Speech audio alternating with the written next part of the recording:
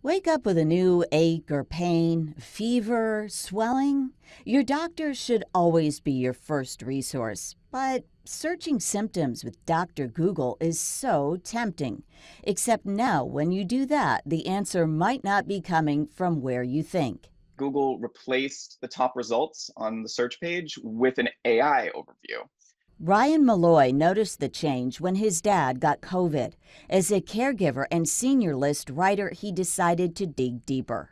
Whereas previously, if you search, say, at home remedy for the common cold, you'd find a snippet from maybe Healthline or Forbes or the Cleveland Clinic, something more authoritative, and it would be an excerpt from the article. Now you're getting AI generally first. And if you're looking on a smartphone, it'll take up almost the entire phone. So that'll almost be the only result you see. When AI constructs its overview in a fraction of a second, it pulls from vast online sources.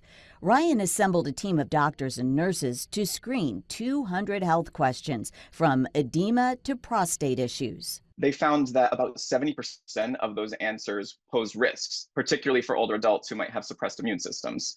For instance, one result recommended putting honey on a wound. The expert said the most risk comes from oversimplification, lack of personalization, and misinterpretation. Those methods probably wouldn't result in harm directly if you were to follow those, but they could mask more serious issues if you think that putting honey on an infection is the best result. The World Health Organization agreed, calling for caution to be exercised.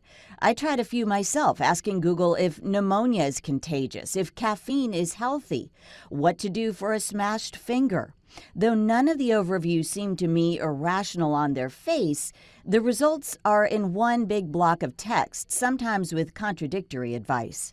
Google has added links to each chunk of information, while queries about serious illness first brought up legacy sources like WebMD and Mayo Clinic. AI Overview often erred on the side of caution, saying to call 911 or your doctor, with new disclaimers: for information purposes only, and powered by generative AI, which is experimental. Google states you'll find AI overviews in your Google search results when our systems determine that generative AI can be especially helpful. For example, when you want to quickly understand information from a range of sources.